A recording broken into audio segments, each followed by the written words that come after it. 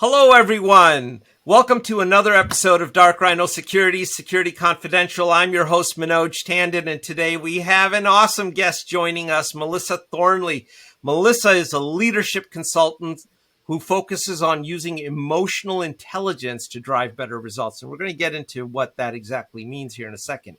But she's a real leader out there. She has years of experience as an advertising and film executive, and has worked with companies like McDonald's, Walgreens, Anheuser Busch, Nike, Coca-Cola, and PBS, to name a few.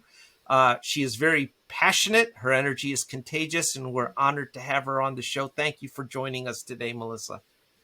Manoj, thank you so much for having me. I'm so excited to be here. Oh, it's fantastic. It's great to have a guest that departs from a little bit of our regular techie stuff that we talk about. But in saying that, you did start life in tech, right? So yeah, how did this happen? So and no, it is kind of funny, and I think about it a lot. My first big job out of college was working with U.S. Robotics. Do you remember U.S. Robotics? Oh, I remember U.S. Robotics big time. Yes. Yeah. So last October we had a big reunion. Casey Cowell was there. So working at a tech startup in the 90s that was all about the internet, when people really didn't know about the internet, people actually had to install a modem into their computer or attach it. Yes. Right? So we would get, and people barely knew how to use computers, let alone anything about communications technology. So I ended up realizing, okay, nobody is reading these manuals. We need to do something different. And so I came up with this idea, and I went over to my manager and I said, hey, I've got this idea. Can we make it more fun? Can we make it a game? I'm picturing like a game, like a game board, like Monopoly or Sorry or something. And can we do that? And he looked at me like I was bananas for a second. And then he said, Melissa, that's a great idea. He walked me down the hall to the department that made the packaging and the manuals and all of this. This is a testament to excellent leadership, by the way. I had a different idea. I was not in that department. He introduced me. He basically sponsored me to another department and said, hey, Melissa has this great idea. That manager, Kevin McLaughlin, looked at me. He's like, oh my gosh, we need to do that. And we need a tech writer. And I was like immediately shifted out of the tech support department into the writing. Now, I had a writing background. I was editor of the school paper. I was originally a journalism major. So it wasn't like I was prepared for the moment, but the moment did occur, right? After being there and working in the tech side of writing, I switched over to copywriting because I really wanted to do something a little more marketing facing and a little more outward facing than tech writing. And so from there, I realized, you know what, Melissa, right out of school, you went into business. And I had friends that went to film school. They were artists. They were doing these other things. And so I decided, you know what, I want to actually take that chance myself. So I left that company and I went back to film school. Wow. When I was in film school, I was waiting tables to pay for film school. And I happened to meet a film editor. That film editor said, why are you getting a second degree in film? You already have a degree. You don't even really need a degree technically to work in film. So why don't you come and talk to our company? And so I did. So I quit film school and I started working at a film editing company where once again, lots of technology, right? When you're in post-production and you're working on the film editing side, you're dealing with a lot of technology. So were you working with real film? Where you work, or was this? Well, at that time, what we would do, just because I'm assuming we're just going to be a little nerdy here, right? Yeah. So at that point, we would shoot on film. Okay. And then it would be digitized. And it would be digitized. And most of the editors that I worked with worked in a system called Avid. And it was all digitized, right? And then at the end, we would work with a film cutter, and that neg cutter would cut down the film so that when we went into post-production to color the film and all of that, we had shorter rolls. But originally, everything what we were working with film. It didn't take long before everything was all digital. So Okay. I was yeah. just curious, there's not that many people that probably remember the cutting room floor as it really was at one time. Blessing. I'm with you 100%, Manoj. It's actually even more true today because you can just let cameras run forever because it's all digital. You don't have the hard costs of film and putting film into a bath to be developed. So there's even more footage to choose from. So the film editor and the director and the creative team that's working on any type of film project, that's where the magic happens. It happens in post for sure. Tech all the way. Tech all the way. And you know what? Side note, audience, on this: if you leave your cameras on forever, you will blow the CCD sensors inside of them or CMOS sensors. We've done that. We've gone through. Yeah, we. So in the early days of this podcast, we had this predates our production team and everybody else when it was just me, myself, and I. My three favorite people, right? So we were we bought a lot of cheap stuff, and cheap is cheap for a reason. And when you leave those cameras on forever, you'll cook them. And so now we don't have that problem because we actually have a real professional thing that's supposed to do this. But that's a side note. That never mind. Keep going. I love a good little tech tangent. I love a good tech tangent. I have a whole bunch of questions on that, but I'm going to park it for a second because I want to hear some fun stuff too. When we were reading about you online, you had written about an episode you had with Raquel Welch, and I found that pretty interesting. But do you have any celebrity stories? And were you an exec at that time, or were you just starting off life when you were working with folks like Raquel Welch? So what's interesting is that there were people, we worked on the company that I worked with, both companies actually, we worked on commercials, films, and music videos. Right. So yes, wow, that sounds like a lot of fun. So it was a ton of fun. So one of the commercials we worked on was a British commercial and David Bowie was in it. I didn't get to meet David Bowie, but I got to see a lot, and I'm a big Bowie fan. Okay. Right. So I got to see a lot of David Bowie footage. When I worked in London, we were working on projects with Madonna. So Madonna would come into our office every day. Now, Madonna's Madonna. So she gets to have her things the way she wants her things. So I would see her come in and I would see her leave, but I never actually got to meet her, but we worked on her project. Right. So it was fun to actually work with people. But when you're talking about mega celebrities, they are kind of on their own. But for us, some of the directors that we worked with, like I got to work with Anthony Minghella. Anthony Minghella is one of my favorite directors, and he was a lovely, lovely human being. Right. So for me, working with those truly talented artists were just amazing. And yes, we would work on high profile projects, but sometimes that brings more headaches with it that just have to do with the high profile nature of it. Right. But having worked with some of these folks, were any of them standouts as far as did any of them inspire leadership like qualities? It's interesting. That's a great question, Manoj, because the filmmaking process is really collaborative. So in terms of leadership, people would own different aspects of it.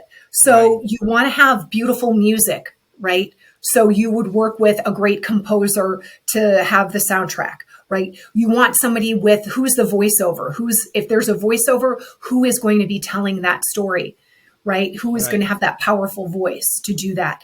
You're looking at the editing, you're looking at color, like how does the color help tell the story? So it's such a collaborative effort that a lot of the people that are doing the leadership are the producers behind the scenes that are allowing different aspects to own their place, the copywriter to own his story, the art director to own their piece of the story, etc. So that's interesting, because like when you just mentioned about leadership a little bit earlier, you said, you know when there's a good leader in the room, or you wish there was a good leader there. Is there really a formula for that individual? Just like, is there really a good formula for a good symphonic score or a musical score? I mean, you know a bad one when you hear it, but a good one actually becomes a part of the story, and it's just there, right? And it adds to it. So how do you create a leader then? I mean, which way is it? I mean, is this formulaic, or is there a little bit of fairy dust here? I'll yes and you on that, Manoj, okay, because please. Because think about it. So let's think about notes on a page, right? Okay. So a song, somebody can sing a song, and there can be a variety of different cover versions of that song, a bunch of different interpretations of that song, and then each one might have a different flavor, and you might have one favorite, but it's the song. Whoever composed that song, whoever wrote those notes, that's the formula. But then other people get to interpret it and bring their own unique their own unique voice to it. So what I would say is there are frameworks and there are skills that you can grow and develop, and those skills and those frameworks are a great guide. Ultimately, we are all going to bring our own different flavor to leadership, and being able to understand when different styles of leadership. There's a whole concept of situational leadership, and how you show up for somebody can be different. Like your authentic nature and your values will come through regardless of the style. But it's different if you're operating in an emergency zone where it's like code red. How you might lead might be more directive. If there's somebody new to the job that has a lot of talent, but they don't have any experience yet, maybe you're a little bit more directive. If you've got somebody who's been doing it a long time, they're very capable, you might not be so directive, but you might need to pull out, hey, how do I inspire you? How do I motivate you? Where can I support you in more of a coaching style? So there are different styles of leadership that we can all access that will serve it a purpose depending on the situation. Where does emotional intelligence come into the equation? So emotional intelligence, sometimes people really don't fully get it.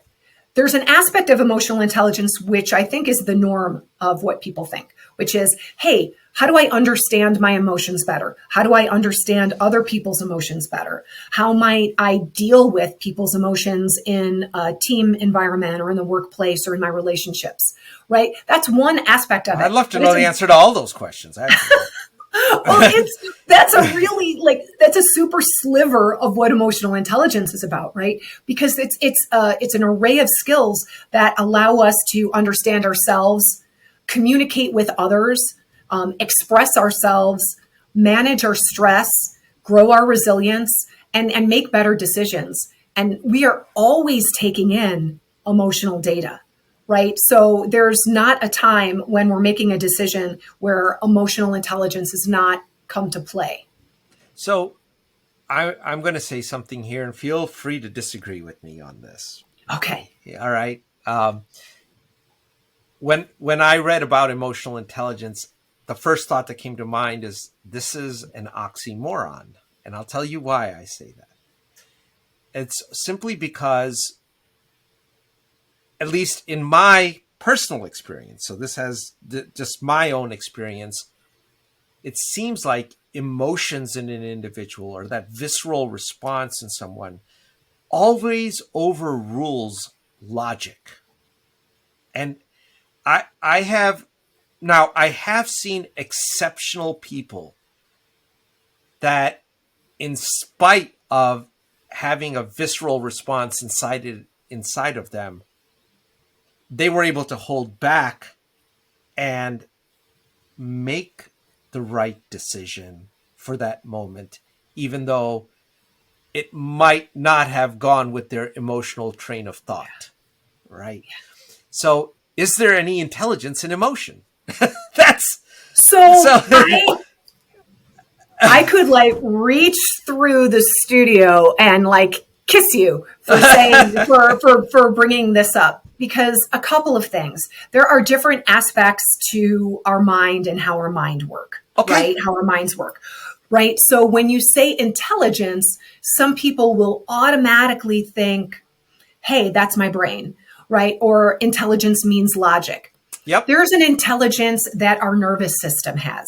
There's an intelligence that our circulatory system and our endocrine system, right? Like I will often talk about the biology of leadership, right? Because not only are we dealing with emotions of the heart, right? Or a visceral, like you said, a visceral reaction that you might have. Right. And then what do we do with that visceral reaction? And how do we work with it? So we're working with all of it. We're working with the emotional reaction that we have, which is probably due to some, something in the environment, maybe a person, maybe a situation, scenario that is an emotional trigger for us, right? That activates us in a certain way. So then what do we do with that? So yeah, now you might control it, right? Say you're giving a speech and you're nervous and you're anxious and it's in front of thousands and thousands of people. It's a TED Talk or something, right? So there might be a way to try to push it down and ignore it. Or you might be able to say, hey, that's actually energy that if I try to push it down, I'll start to sweat. Maybe my face will turn red. Maybe it's going to come out one way or the other. Right? It has to. Something has to be dealt with that energy. Something has to be done with it. So how do we work with it? And I think it comes to bear a lot, especially when we're under stress, or maybe when it's an emotion that might be considered negative. Is that where you're kind of going with it? Yeah. Well, I've seen even overjoyousness can lead to really bad decisions.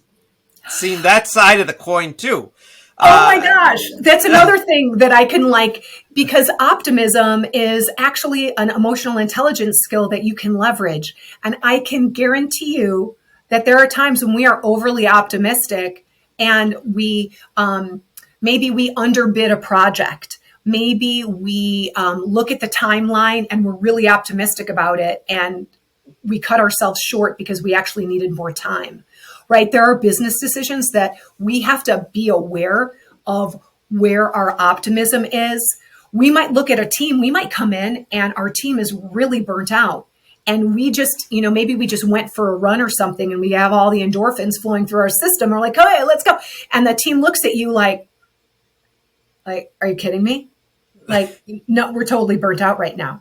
Right. So there's a way to understand, testing whatever emotion we are experiencing, testing, reading the room, understanding, okay, what's the actual reality? I might feel really optimistic, but it doesn't mean that it's not going to rain today on your golf game, right? It still might rain and thunder. If you have that kind of an objective outlook, the problem happens is when it's your golf game and it's going to be sunny out and it's great. And then it does rain. And then now you're not able to control your output or your reaction to that. And it flows out in the world of business. It flows into decisions because you were expecting something else, but the unexpected happens, which is the story of my life. But it's always, I can't tell you what's going to happen this afternoon. I have no idea, but something will, I rest assured. It's your reaction to it that matters. So I guess emotional intelligence is developing emotional intelligence really about managing your triggers or managing and understanding the triggers of others. So that's actually one aspect of it as well. Looking at how can we grow our resilience. So if we know in advance, say, everybody has that aunt or that uncle that might trigger them at the holidays, right? We're going to some holiday meal, and somebody is going to be there, and maybe somebody is going to say that thing that they always say, and maybe they're going to comment on how you look, your appearance. Maybe they're going to ask you when something is going to happen. We've all got those people in our lives. Absolutely. Right? So if we know, and that could be somebody on a webinar, there's that person that, all of a sudden you're like, oh boy, that person. Or it could be a situation or a scenario. Like, I jokingly started talking about golf. I actually don't know that much about golf. I've never played a game of golf aside from mini golf, right? Miniature golf. So, well, you know what? I've been golfing for many years, and I've never played a game of golf either. So I guess that we got something in common here, right? Oh my God, I love it. But yeah, the emotional intelligence skills, they help us navigate when we don't know, right? They help us deal with uncertainty when we don't know. But there are certain things that we do know. Okay, so how do I want to show up? Like, being intentional about how we want to show up. So say we know we might be walking into an environment that makes us anxious. Maybe it's a big networking event. Maybe you're going to a friend's wedding, but you don't know anybody there. You're the only friend from that part of their life or something, right? So you can be intentional and think, how do I want to show up? Oh, I want to show up as curious. I want to show up as intelligent, and I want to have all my facts together. I want to know I want to appear as an authority, right? You know how you want to show up, right? So then what do you need to do to prepare so that you can show up in that way? You can't control the situation, but if you know in advance, then it might be kind of tough. Preparing before a tough conversation, preparing before you go into a stressful situation, all of those things are ways to practice emotional intelligence skills. And that brings us to process, because when listening to you, it sounds like you're saying have a process in place. Yeah, I am all about systems and self-compassion. Those are my hand in hand, systems and self-compassion. So a system could be anything from, hey, I've got a Google Calendar, in order to record this podcast and be with you here today. Like, I got a calendar invite. The invite told me where to be, gave me a link, right? So that's a system, right? There are also systems or processes that we can go through in terms of our day. Whether it's taking a few deep breaths before we hop on a call, whether it's pausing and reflecting on, hey, I'm meeting with this person. How do I want them to feel when we're done with this meeting? How do I want to feel after this meeting? What are my long-term objectives, right? Because then you don't know what's actually going to happen. I don't actually know all of the words that are going to come out of your mouth today, Manoj, but I have a sense of who I am and what I want to bring, right? I don't, and you know what? I don't know what's going to come out of my mouth either. So, being able to have some type of a framework is key. And then being self-compassionate, like being able to say, hey, I thought it was going to look like this. I thought my golf game was going to look like this. And then it rained, or then, I forgot my sunglasses, whatever the thing is, right? It didn't turn out the way I thought. Okay, I can be compassionate with myself. I can be compassionate with others around me. And that really supports the system, because sometimes we think the system is broken. The system isn't broken. We're not broken. We just have to work the system, work our processes, and be self-compassionate. And, I'd probably just add one more thing to that, is have a sense of gratitude. Yeah. I think if, hey, we're all fortunate to be on a podcast, but I have been all over the world, and there's people who would think this is a luxury beyond luxuries, right? That they're worried about the day to day. So having a sense of gratitude might help a sense of compassion in someone. Maybe. I agree. 100%. Gratitude and empathy, both. Yes.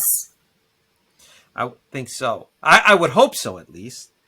But then that comes to the question. So I've met a lot of executives who are all about results, and especially I spent a lot of time in sales, and that's all about your quota and what are you doing to push. But what I learned out of that entire experience is that no one can guarantee a result. I don't care if you're Jack Welch, you can't guarantee a result. That is beyond your ability to do. The best you can do is put a process in place that is going to guide the entire organization to a result that you want to have happen. But if all you do is focus on the result and not the process, I don't know how that's a recipe for success. So am I wrong in that thought? Or Yeah, it's an interesting question because you want to have metrics to understand what success looks like, sure. right? So, and having a lack of attachment to that, it's easier said than done, right? We can all talk about being less attached to the result, but ultimately we want to have a great result, right? So it's looking at what's the scope of that, what does that look like, and having a process that moves it forward so that whether or not you win or lose the game, you played a great game, right? So Yes. we've all been to name your favorite sport match where you were like, oh my gosh, that was an amazing game. Yeah, we didn't win it, but that we played like we were superior. It was amazing, right? And we've all been to games where you've won, but it was kind of like a gimme. Yeah. You didn't really have to play. There's no fun in that. No, there's not. So it's really looking at, hey, what does success look like? What are the metrics around it? And then having a cycle, right? There's a cycle of productivity, which we talk about with clients all the time. So there's the idea and starting it. There's doing it. There's completing it.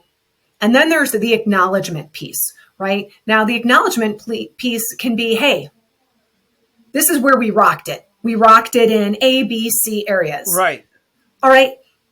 Where could we have shifted? What could we have done better? Oh, well, we could have done X, Y, Z better. Okay, cool. Now let's use that information and also use that energy to start the next thing. So you can do that if you're a salesperson. You can do that after every sales call. Hey, what worked? What didn't work? What do I want to do better? And so you can constantly be improving. And ideally, those types of processes will drive better results. The other thing that I think where you're heading with it a little bit is results over everything, where you actually need relationships and support of other relationships in order to make those results happen. So if you're aiming for results and not paying attention to the relationships that support you getting those results, like, yes, yeah, that can be a recipe for disaster. Maybe you get some good short-term results, but then in the long term, it doesn't work out. We don't have enough time to talk about all the train wrecks, but there's a lot of anecdotal stories I could tell on exactly what you're talking about, and where the wheels always seem to fall off the bus. I've heard this from people time and time again. Well, they'll complete a cycle. They might lose the sales cycle, but at the end of the quarter, at their QBR, they don't want to talk about their losses because they view that as a negative. Because we don't want it. We only talk about positives. Always be selling whatever horse shit someone's come up with. I had a sales mentor that was fantastic, a very intelligent man.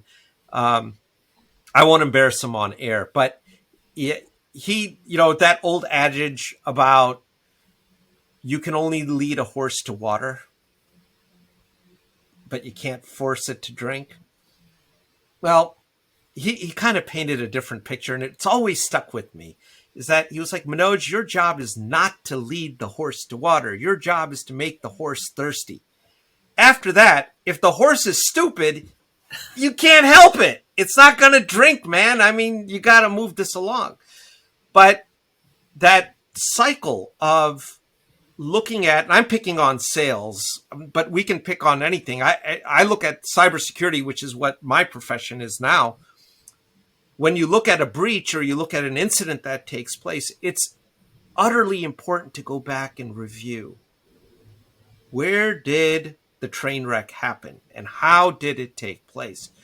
And acknowledge it and not play the blame game. And I've seen a lot of people don't want to do that. They just always want to focus on the positive and they just keep going after the result, but then the results never come. Yeah. And what you're talking about, I see all the time when you're either way, you could either be focusing only on the positive or only on the negative. When you're not actually fully acknowledging what's going on or the process or the people involved in the process, you're missing out on actual accountability, right? Hey, who made this happen? Awesome. Yeah. Who made this? Who helped make this happen? Okay, let's look at this, right? And if everybody on the team has personal accountability and then also accountability at the team level, then everybody is in it. You know, we talk a lot about having permission to fail, but it's often just glossy, like a gloss on a gloss over, right? We're not really doing it. Like what leadership is really messy. A lot of times people think about leadership and, oh, it's a title. It's accepting the trophy. Leadership is a mess. It is a mess. You are cleaning up messes all day long. It's a mess. So you have to be willing to be in the mess and acknowledge, okay, that's great. Like I just dropped a dozen eggs on the way to the fridge and they're all on the floor. You can talk about the positive. There's not a lot of positive about cleaning up a dozen broken eggs on the floor. And you can moan about it, but you have to clean up the eggs. Otherwise it's going to be a double mess. Yeah. Especially if you have dogs, Manoj. Oh, yeah, I do. And it will be a big mess. You're absolutely 100% accurate about that. From personal experience. Be a big mess. So I have to ask you then, how do you, given the fact that leaders are often dealing with messy situations, and leadership is a mess. I completely agree with you on that. And there is an acknowledgement problem somewhere in the loop. How do you politely tell a leader that you are the problem? Your baby's ugly. And that's the root cause of all the nonsense that's going on around here. That's a great question. That's a great question. Now it depends on let me add a third part to that. Oh, okay. Is it better? Is it better? Do you feel that as a woman, you would be more empowered to make that it would be a much more receptive thing to do? Because women are always, there's a power to being looked at as non-threatening. There's a power to being able to drive emotions that women have that men react to very differently.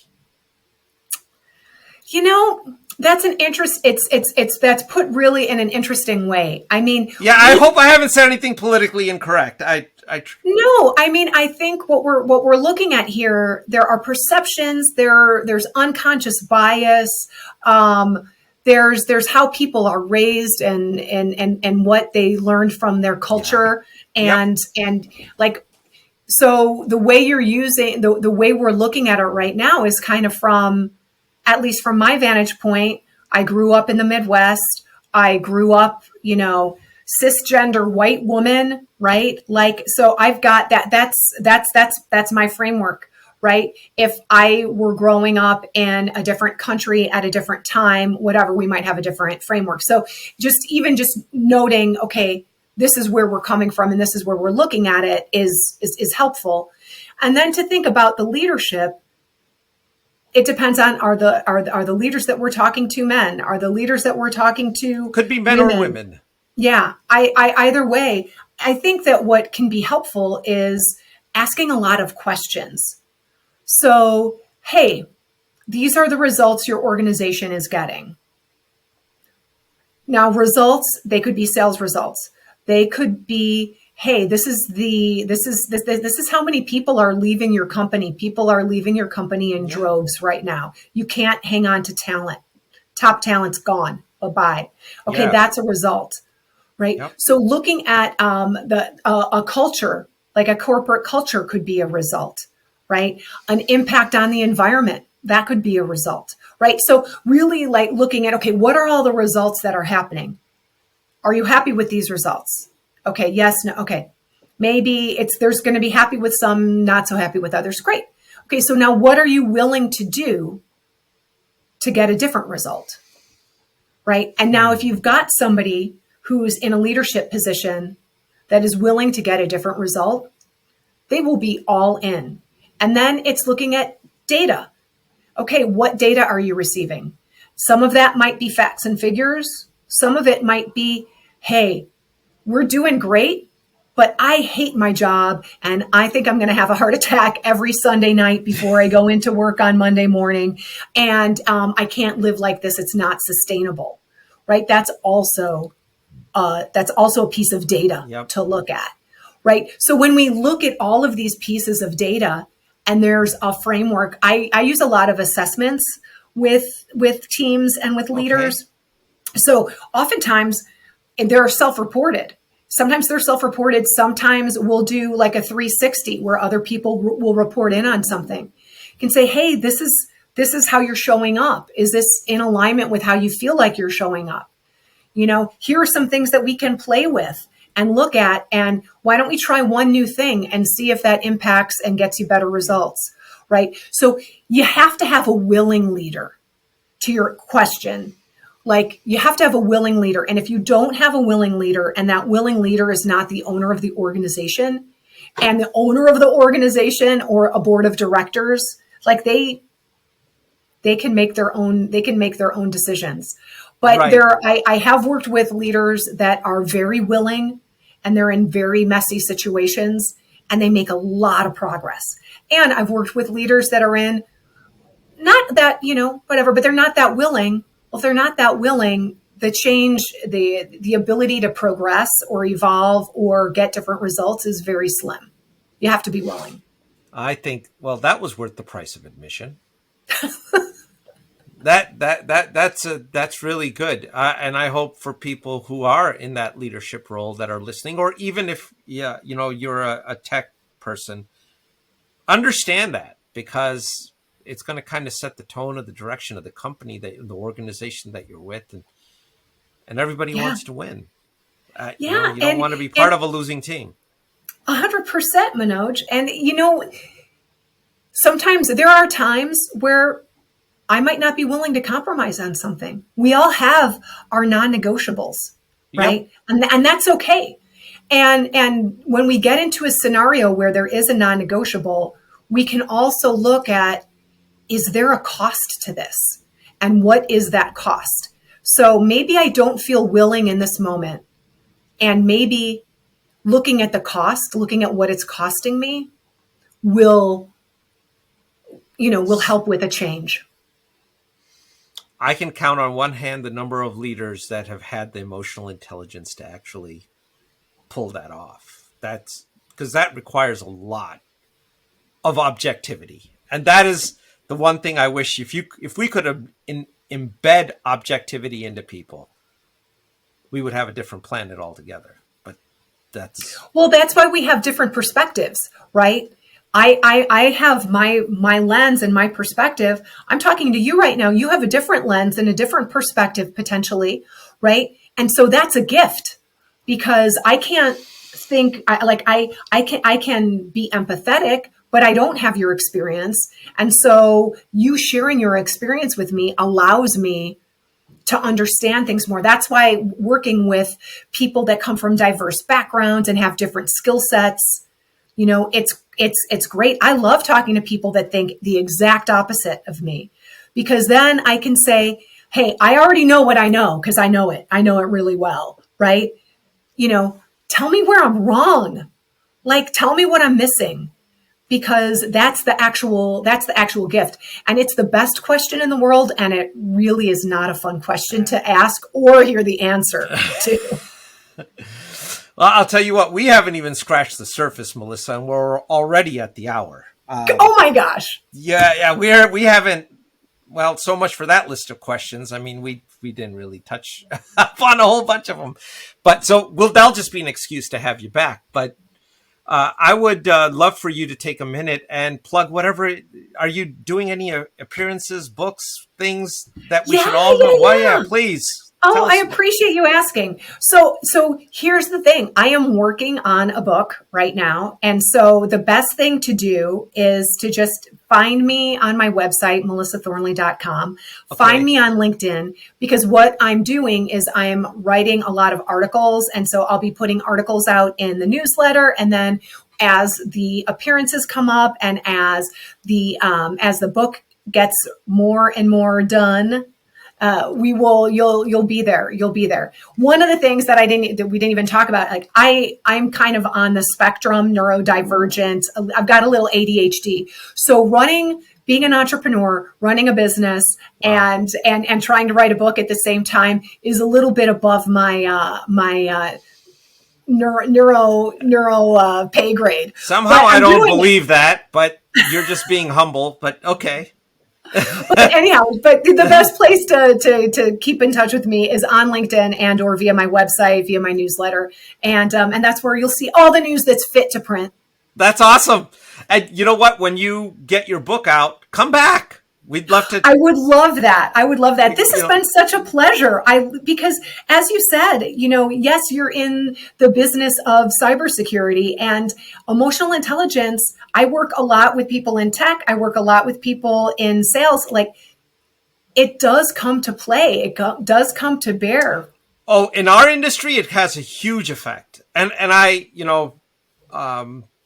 if we, at least in cybersecurity, if people could understand the emotional motivations of the bad actors, it would be a very different approach to dealing with the problem than what we have today. But that'll be for another episode altogether.